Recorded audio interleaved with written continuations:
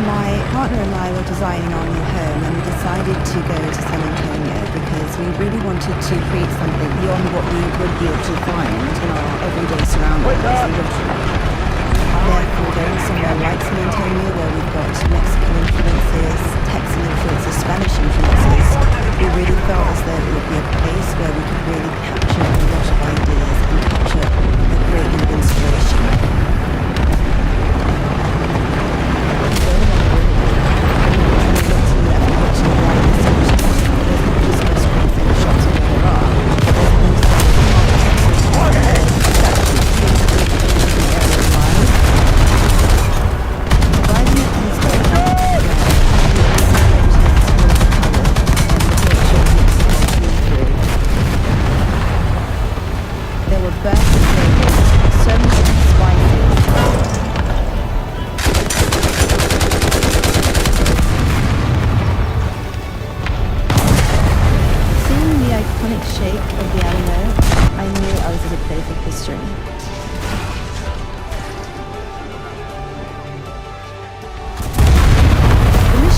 Another moment of in time.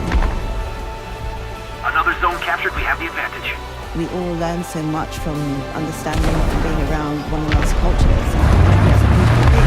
And that's where growth happens.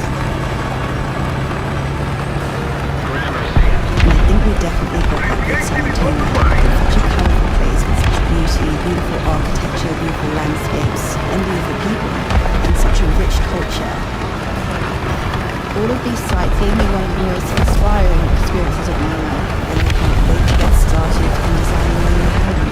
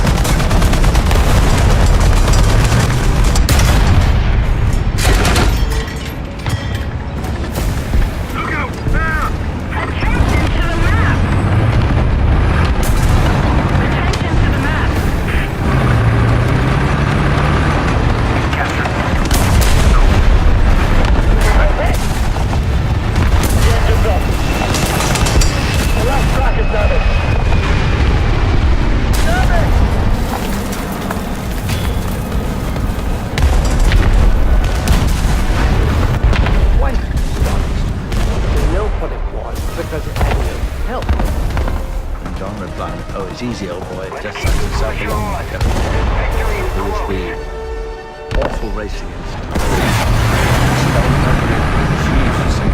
Daddy's green is very hush hush. Go this way. And this is all.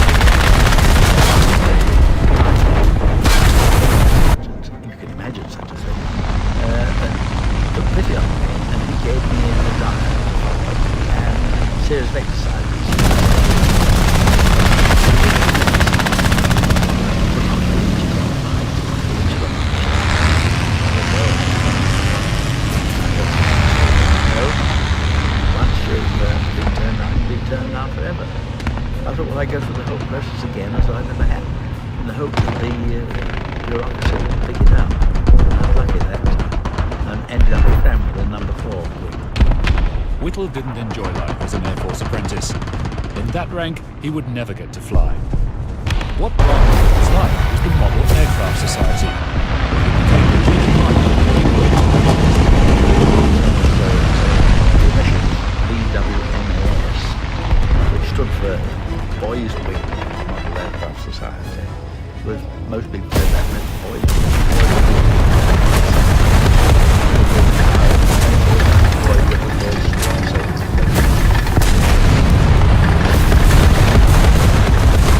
Hello everyone, welcome back to the show. Today on the show, we have one of my favorite types of episodes to do. There's a few different setups. There's people that come on the show with their specific product, then there's people that come on with a client, and then there's people that come on with partnerships, and they're pushing. In this case, it's an Australian company working with an American company, and they're both former guests on the show. So we've got Dustin Gross, who's a third-generation owner at L&H, and he's also the VP of Sales and Marketing at L&H. And then we have Paul Johnson from SafeGauge. He's the Senior Vice President. Now Dustin's been on the show before, but from SafeGauge we had Luke Dawson on before, and that was a great technical interview of the SafeGauge product. We'll go over that more. But today we're going to be looking more at also the product, but also the partnership between these two organizations. Gentlemen, welcome to the show. Great to have you on. Thank you. Okay, gentlemen, this is unique in the sense that we're talking about two different companies, we're working together, so we're going to have to jump back and forth a little bit to set everything up for the audience. So Paul, I want to start with you, just who SafeGauge is. We've had Luke on before, but we're always, the audience is always growing. So for anybody who missed it, can you talk about who SafeGauge is? So SafeGauge is an Australian-based in New South Wales, Australia, and it was founded by Luke Dawson, who 3 and a bit years ago was actually working for Westtrack, which is the Caterpillar dealer. He was a heavy-duty field mechanic, and he saw people getting injured. He saw people getting high-pressure fluid injection injuries, which is basically where you can have a pinprick, and when you're maintaining heavy equipment, hydraulic oil or grease gets shot into your body. If it reaches your heart, you're dead. Worst case scenario, it fills up your arm, and you've got to have your arm basically open right up, and they scrape all this gunk out of you. Whittle's skills at making modern planes singled him out to the authorities. Perhaps he might be officer material. There were to be 5 cadets selected from number 4. And I was selected. So when the number 1 boy failed because of his eyesight, it made me eligible. The founder of the Royal Air Force had his doubts, though. Lord Trenchard nearly stopped it because I hadn't been a leading boy and I hadn't made no kind of a name in sports, on which a lot of weight was put in those days. Whittle's CO had a compelling reason to make Trenchard think again. He thought that he'd got a mathematical genius. It was this natural gift that got Whittle a cadetship. Less than 1% of apprentices made the huge step to join the elite in the Officers' Training College at Cranwell. Although this was next to the apprentices' wing, it was socially another world, one that shared the culture of the public schools from where most of the cadets then came.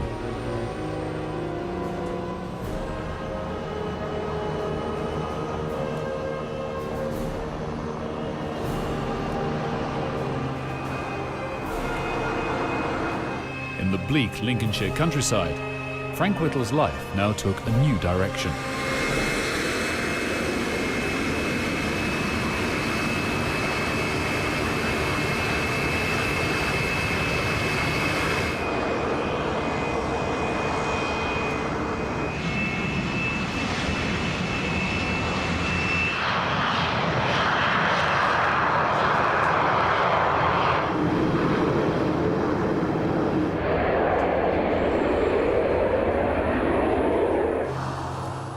Cranwell provided a very intensive education for Whittle. For the cadets, just as it is today, the highlight of the course was the flying lessons. I learned to fly on the Avro 504K.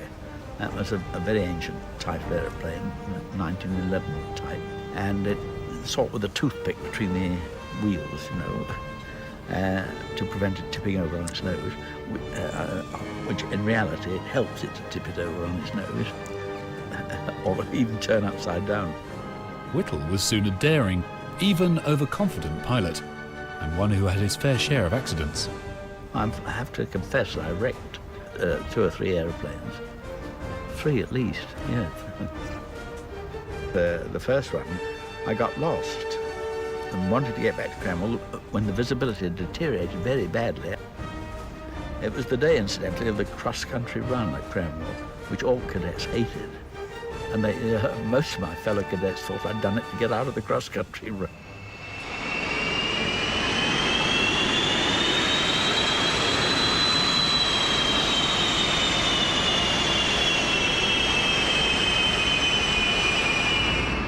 In between learning to fly and studying at Cranwell, Whittle first conceived the idea that would make him famous.